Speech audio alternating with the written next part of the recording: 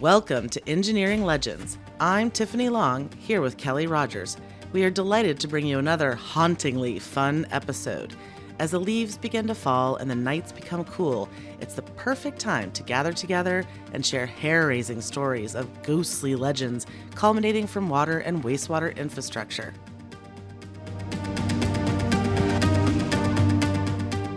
Once it opened in 1913, there were electrocutions, boiler explosions, a few murders inside. He hears this sound, there's something, he's getting closer and closer to it. And as he approaches, there's definitely a creature there, but it quickly becomes clear to him, these are not his kittens.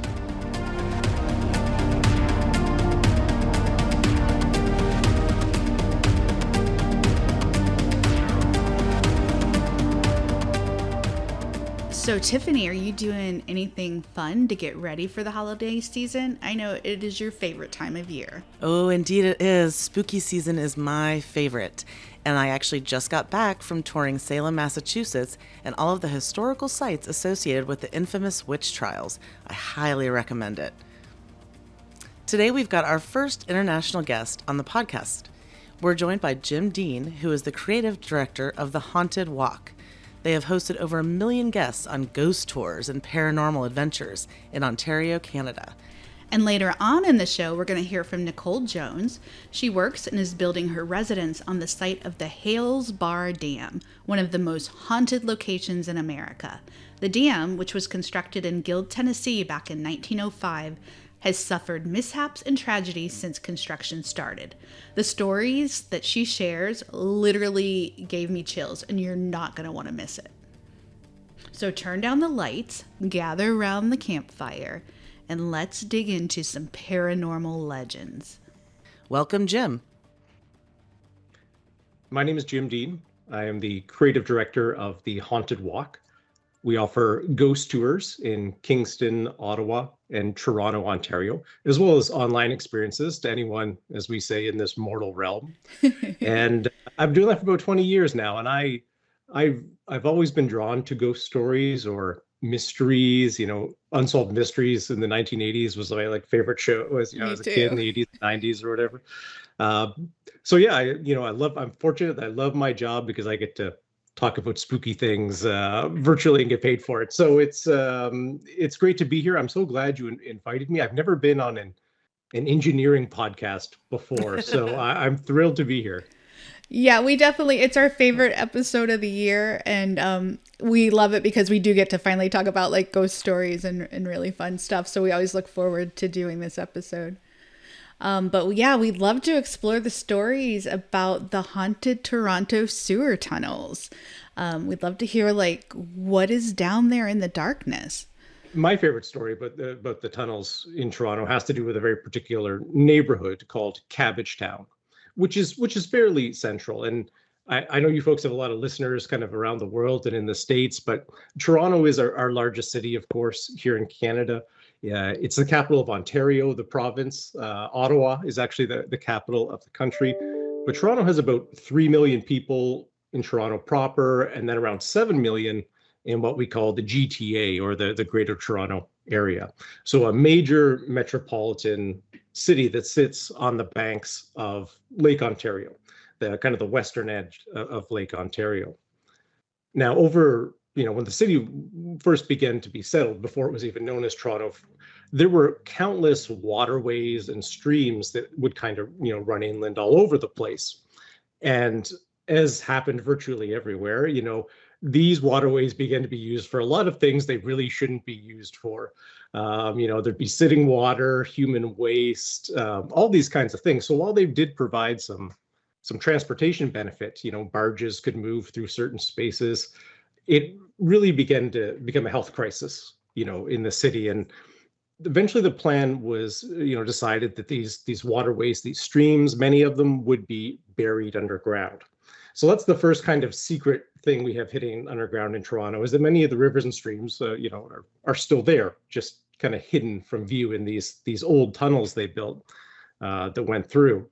Now, as the city began to develop, more and more things began to be built under Toronto. Of course, we have a subway system which runs under large parts of the city, and something I just randomly saw, very appropriate for our conversation, is that the path, which is kind of the underground system of restaurants and shopping that connects almost the entire city, is actually in the Guinness Book of World Records for the largest indoor shopping center or shopping complex, as it stretches about 30 kilometers. I forget how far that, I have to look that up. That's about 18 and a half miles underground. Yeah, I read about the path. I guess it's so people don't have to go up in the inclement weather. So they've kind of absolutely. built That is one of the underground. key reasons, of course, in Canada. Is I know one of you is from kind of Ohio region. Like the winters can be a bit much at times.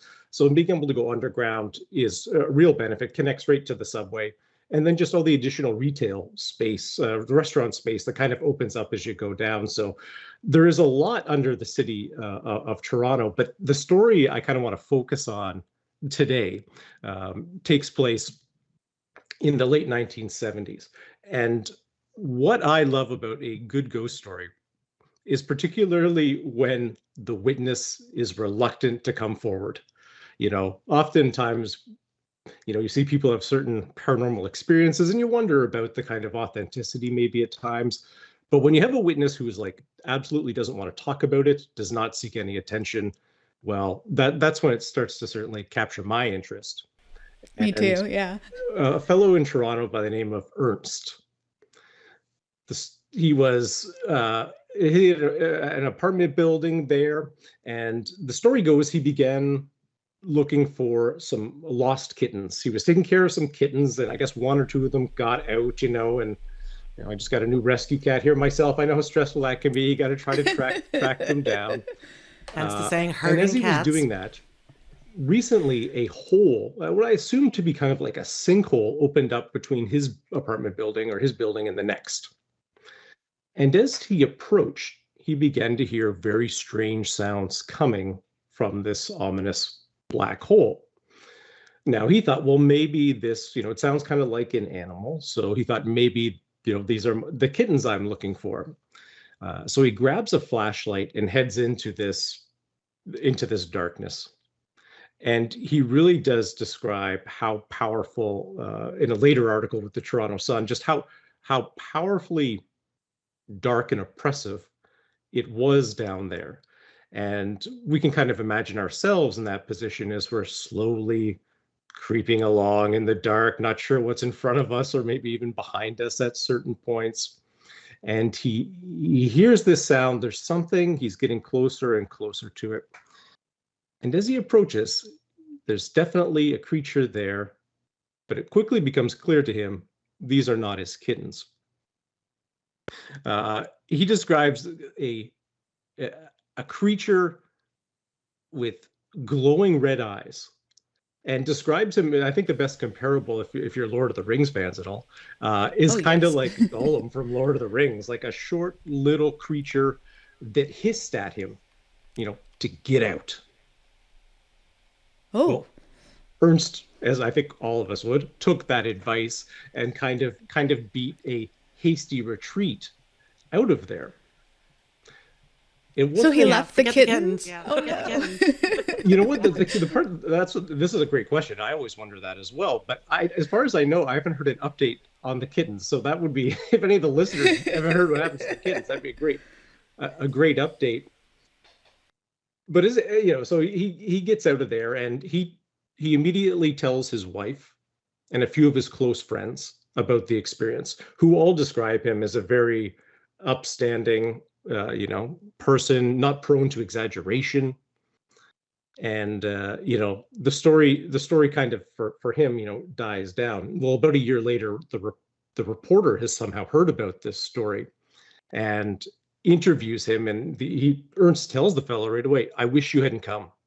I don't want to talk about this story."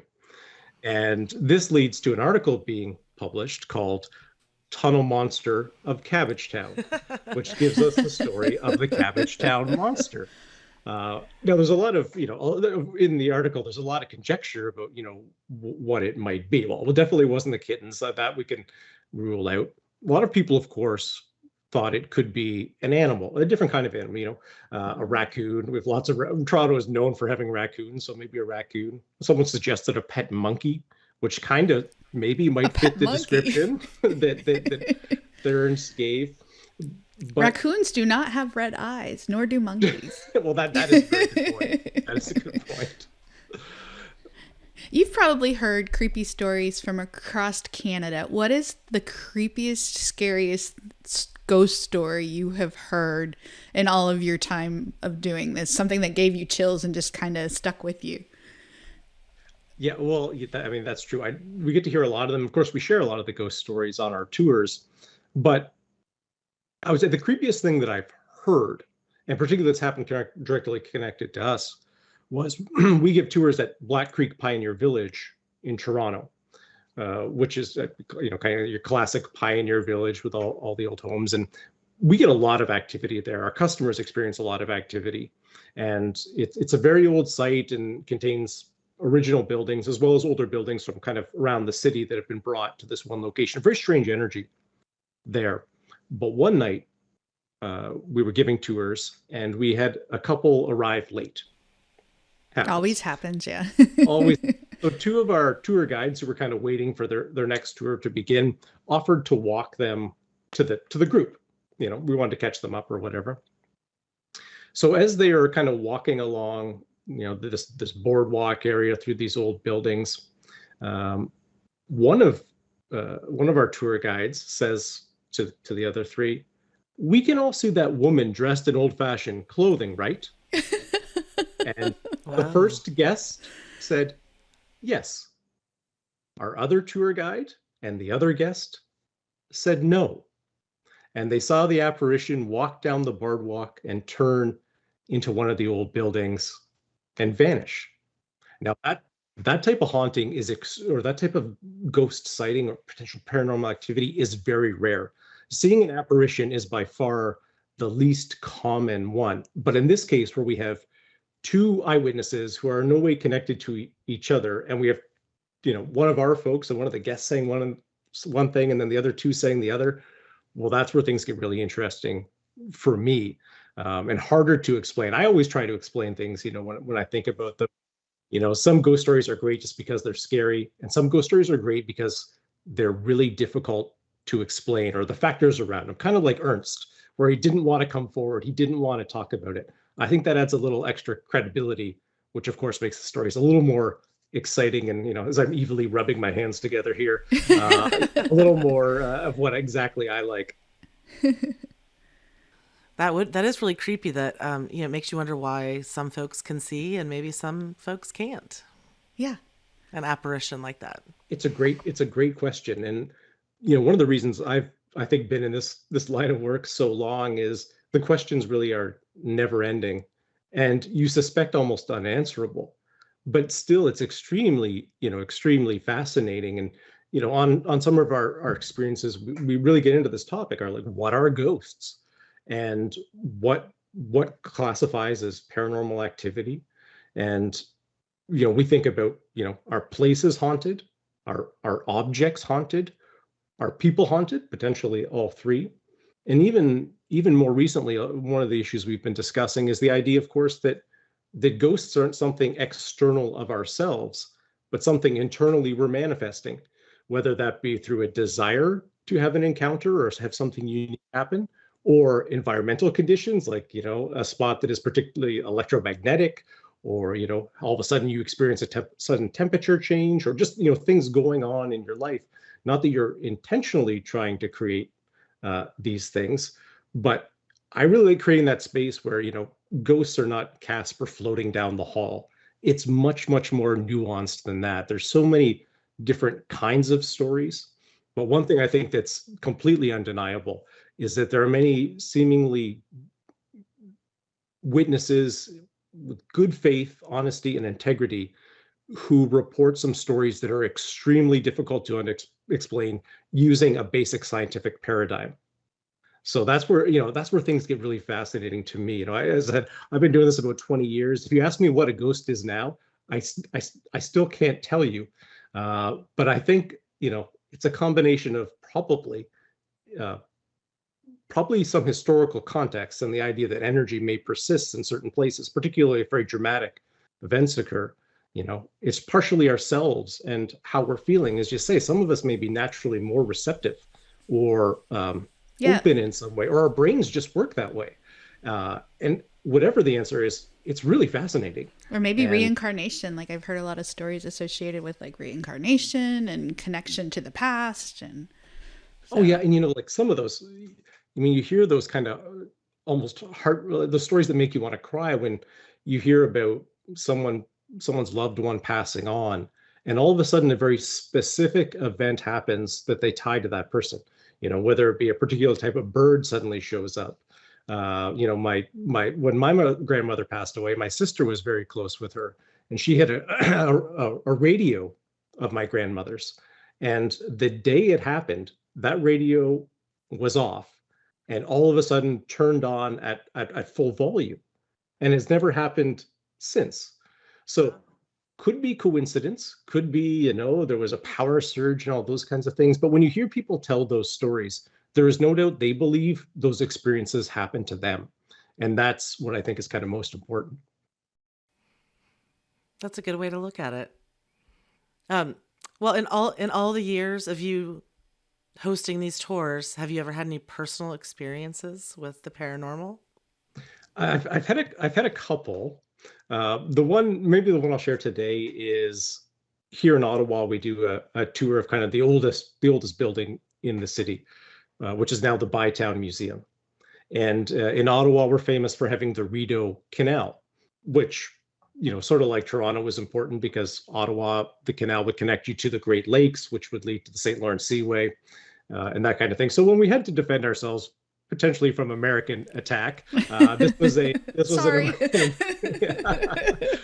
was an important route for us. So the Bytown Museum, or the Commissariat Building as it's known, sits right at the entrance to the very impressive locks here in Ottawa. And during Halloween, we often give tours through the building, as it's a very haunted building and a perfect place to kind of walk through on a cool fall night. And one night we were there setting up, and I was there with one or two of my colleagues, getting the lights all down low, making sure we had everything ready. And one of the well-known ghost stories about that building is walking up the stairs and suddenly thinking someone is behind you. Now, at this point, I'd been working for the company, I don't know, at least 10 years, if not 12, and I was very aware of this story, but I'd spent a lot of time in the museum there. I'd never really had anything too spooky happen, though the hair on your back of your neck, does stand up from time to time. But on this night, my colleagues were at the front, and I went through this door that leads up to the second floor. And I was about halfway up the stairs when I clearly heard footsteps behind me. Like, it wasn't even a question. It was like one of my colleagues was coming to join me or had something they wanted to tell me, So I turned back to look, fully expecting there to be a human being there. Right. And there was no one there, even though I could hear the footsteps continue for another kind of step or two. So did the footsteps stopped when you stopped? Like when you I stopped, and then it was like creak, creak, and then I'm just standing there terrified in the dark. We appreciate your time, Jim. This has been really great. And we are going to post on the website all of the information on if you want to join any of the tours that you guys do for the various locations in Canada. I've done a ton of ghost tours. They're so much fun. I highly recommend it. Yeah, we're in Kingston, Ottawa, and Toronto. So if any of your listeners live around our cities or are going to be visiting, we'd certainly invite them to come and join us. And if you are looking to have a bit of a spooky experience for yourself, and you're in the States or a little further away, we do have our Haunting at Home, which maybe Kelly, maybe Tiffany, both of you should try. Which is where I'm kind of the host. It's an audio experience. I lead you through a series of experiments you do in your own house.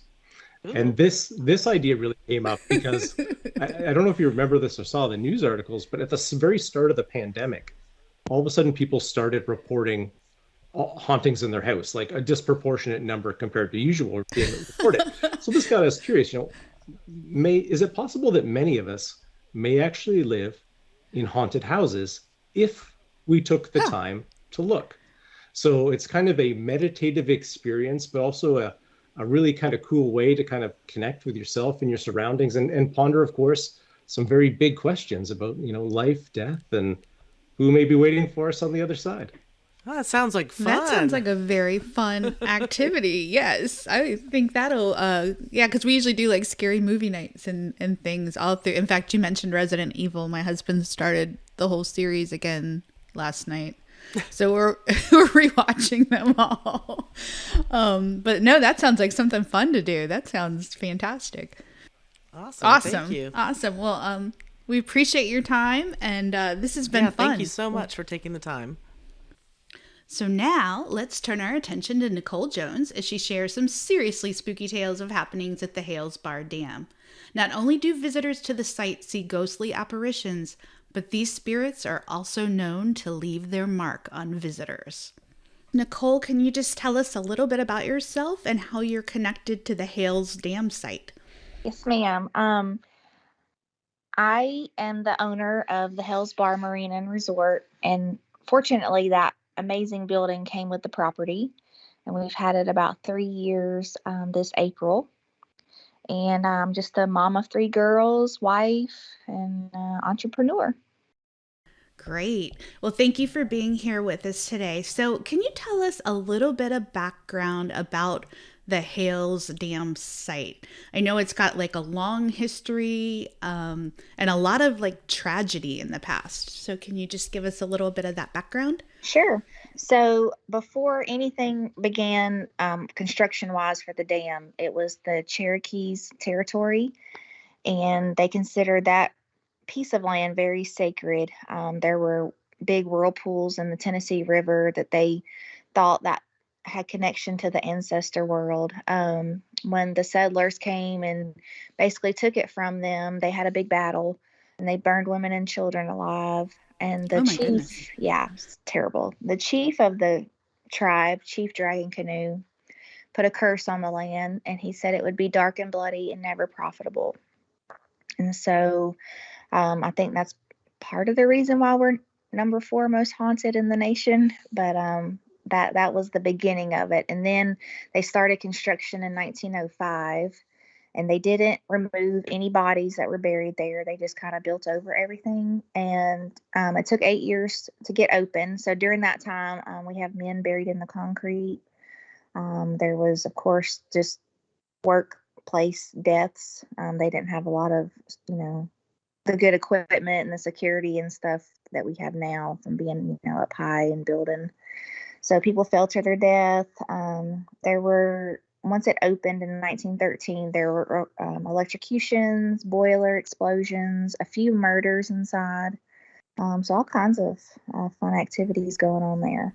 So it was pretty much cursed from the beginning. Yes, and it did fail from day one. So that's why they did shut it down in the 60s. It never functioned properly. So I don't know if that has something to do with the Indian curse or what, but kind of a coincidence. So what is the status of it now? So I guess the dam is it no longer there? The dam was dynamited in 1967, so they left what we have now as the powerhouse. It's been completely empty since the 60s. They took all the generators and all the equipment out because they built another dam about 6 miles downriver. So it's just been an empty shell and sitting abandoned all this time, except for the past 3 years. Yeah. So you took over, it sounds like about 3 years ago. When did you discover that it's haunted? I knew before I went there because it's in my area. So, of course, you hear about things around your town that are haunted. And when we went to check it out to see if we wanted to purchase the property, super creepy. And even if I hadn't heard the stories, I knew then when I walked in, I was like, ooh. Now, did that deter you from wanting to purchase it, or were you okay with that? Oh, no. I was like, yes, this is awesome. I can't wait. And do you still feel that way? Yes, I still love the place. We have new stories. I mean, almost every day that we walk in there. So it's just kind of a neat little environment to be in, and have other people have experiences like you do. So I love it there. So describe the environment, like what's left and what kind of activities do you have? So the building is basically just an empty shell. It's massive, lots of concrete. So the activity that it most typical, that everybody kind of has is, people will whisper to them, talk to them. You'll see, our famous, we call him Big John in the underground tunnels. He's a very tall man, and he likes to come out and be seen when you're walking down there. We also have a little girl that kind of walks around, and she creeps people out because she smiles at you, and her smile is her whole face, and she has spiky teeth. Ooh. So I don't think that that is a child, personally.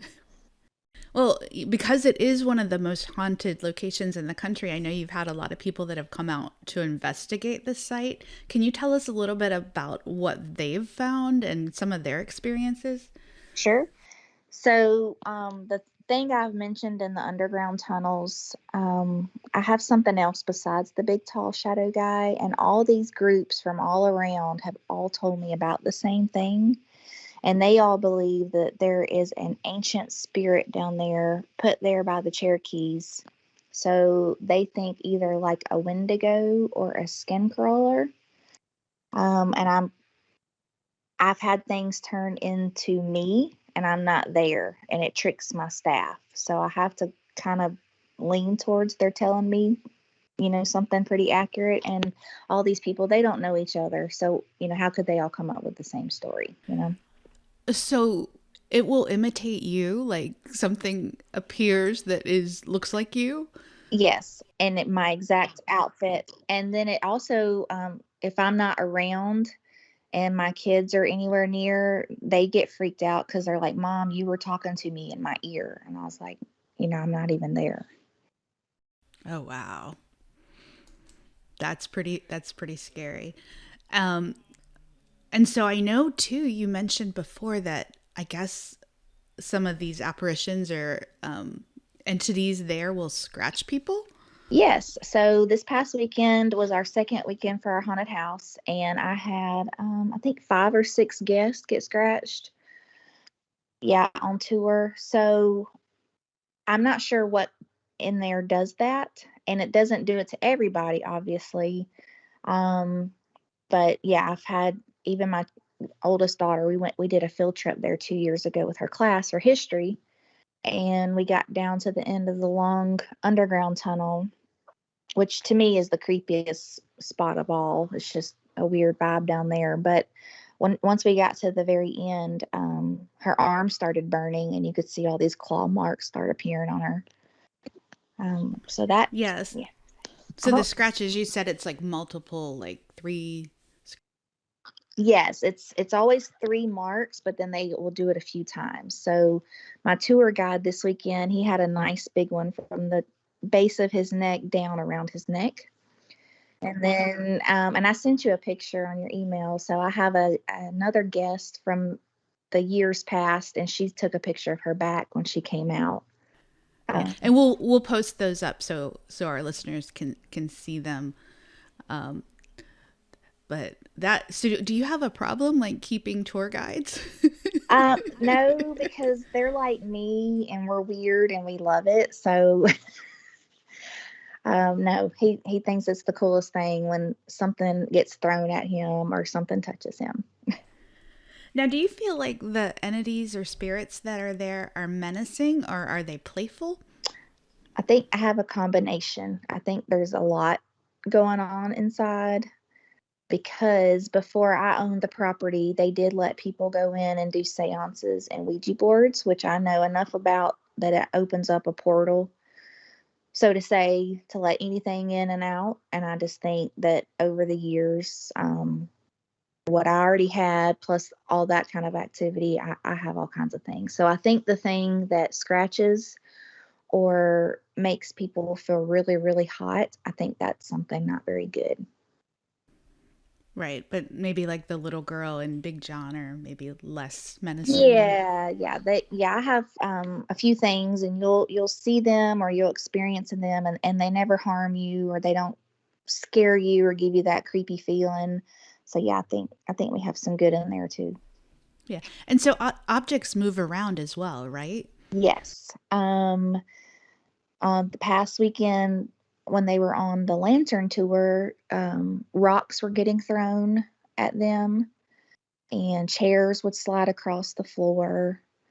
We have a bouncy ball that we like to take down to the tunnels because something down there likes to play with it. So we'll throw it and it gets thrown back, or it'll be in different places of the dam. So it's kind of it just moves around the building. It's very weird. Oh, that is weird. And you mentioned that, so I guess you had a Native American chief come out and actually bless the site. Tell us a little bit about that. Yes. So I reached out to the Cherokee tribe that was local and asked if they would be able to do something like that, since it was their ancestors' land. And I feel like maybe if I could bring somebody in to do something, to let the spirits know, we're good. I'm there to take care of it, and we got to live together. That we got to be peaceful together. So, so he did. He brought me some tobacco and dried flowers and other little natural things like that he had blessed, and he had told me to just go around the building and just tuck it into little places that, of course, would never be disturbed, which I have a lot of pipes in there and things like that. So I just went around the building and tucked it in, and just, hey, I'm your friend. I'm on your side. I'm not here to cause any, harm or distress. And I'm sorry about what happened. I'm the good guy. So please be nice to me. Do you feel like it's made a difference? They don't bother me at all. I feel like it's a lot more peaceful than the first day we went to visit to see if we wanted to purchase the property. You could just feel like doom and gloom and tightness in your chest. And wow. I've had other groups that investigated before I had it, and when they come back, they're like, "Man, this place feels so much lighter and like a different brighter." energy. Mm-hmm. Yeah. Now, what's the scaredest that you personally have been on the property? Oh boy. Probably walking down the tunnels. It's hard to describe, but when somebody's just looming over you and they are putting off of a bad vibe, and you just know that it's not a good thing. And you're in the complete total dark. There's no electricity down there. So, and they like to turn off your flashlights and drain your batteries, so that you remain in the dark. That freaks me out the most. Yeah, that would totally freak me out, being down there in the dark like Especially that. when your flashlight is fully charged and it starts flickering and then it goes out. And you're like, no. So we all take 3 lights, no lie, every time we go, just so we have backup. Oh my goodness. And so you guys now, I guess the site is a marina, and you guys do like ghost tours and different types of tours on the property? Yeah. So the first thing I did was we opened a haunted house, and we're on our 4th season. So part of the buildings on site and the underground tunnels are the haunted house, and then we do a lantern tour, which is the remainder of the building, and that's a ghost tour. We don't put any props. We don't scare you. What happens is what's really happening in the building. And it sounds like it's pretty active during your tours from what you said. Even during the day, because I also opened a distillery inside just to utilize the building and keep it alive all year. So even when I'm doing daytime historical tours, they see things, hear things, have encounters. Yeah, and your own kids have had encounters as well, correct? They have. They've all had something. They've all had a man talk to them and freak them out pretty good. They've heard me talking to them, and they know I'm not right there. I'm, another part of the property. They usually can sense. I've always had that ability since I was a kid. Could sense things or see things or feel things that other people couldn't. So they can as well.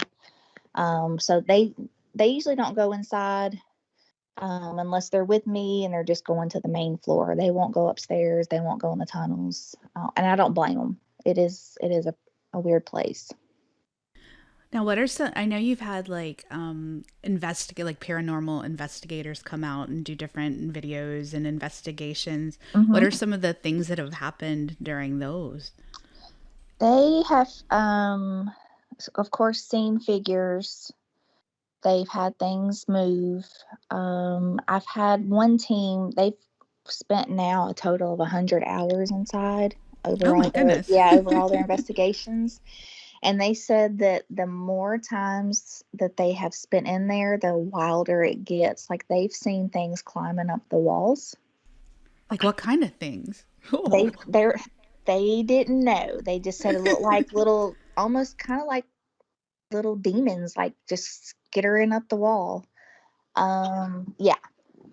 So it's just all kinds of activities and different things for different people, but they all experience whatever that is in the tunnels, the dark thing. And then a lot of times you can hear kids laughing inside, and that one kind of freaks me out. I usually leave when I hear that going on. I'm like, oh, I'm done for the day. Yeah, that would be a little scary. Now, didn't you? I think you told me a story about didn't the kids use the tunnel as a way to get to school, like back in the olden days? Can you tell us about that? Yeah. So under the dam, when it was a functioning dam, was a 2-foot wide concrete tunnel. And if you lived on the other side of the river as a child, the school was right there in front of the powerhouse. So you would have to go through the 2-foot wide tunnel under the river to come to school and go back home every day. And of course, the dam always had issues with the leaking, and the tunnels did as well. So they did fill it with water one time, and 2 children that I know of, according to news and stuff, did drown and die in there. So even more instances of things happening. Now, it sounds like, though, even with all of this happening, that you are invested in the site, and that you're not going anywhere. No, I've built my home on the site. It's home, and I'm there till my days are done. And does anything happen at your home? I hope not. I haven't moved in yet. I'm actually working on that this week. Oh, congratulations. Thank you. But when we were digging and, getting the foundation and stuff ready, because there's an old home site back there, an old chimney, an old piece of a house. And I kept thinking, oh, please don't let me uncover anything in this dirt. And I haven't found anything, so I think I'll be good. Oh, good. So you guys do ghost tours, you have a haunted house. So I think we're going to release this in mid-October. So we'll definitely encourage folks to come on out and check it out. I know Tiff and I both really want to come there sometime. You should. You'd have a blast. Now, you guys are located, what town is that in Tennessee? It's called Guild, Tennessee, but it's 20 minutes from downtown Chattanooga. Have you had people that have come out to visit and said never again? Oh, yeah. I've had people come even just for the daytime history tours. They've walked in, they started feeling unwell and just said, I'm sorry, I can't do this. And then they leave. Because some people, they get that queasy feeling or that nausea feeling or the heaviness in the chest when they come in, and they just can't handle it. Yeah, I think some people are more connected to like supernatural and paranormal things than others, for I sure. agree. I'm surprised they haven't made a movie about this location yet. It'd be cool if they did. It's a really neat place. Nicole, thank you for sharing your stories. Nicole sent over some really cool photos that I encourage you to check out, as well as several links with information on visiting their haunted house or doing a ghost tour. From my location here in North Carolina, the Hales Dam in Tennessee is just a beautiful drive through the Smoky Mountains. So I'm definitely making a plan on driving over there to check it out sometime soon. I'd like to do the same. We know that many of our listeners have their own engineering legend stories. We'd love to hear from you. Please send us your feedback, stories, and ideas for future episodes. You can reach us at info@brwncald.com. This podcast was brought to you by Brown & Caldwell.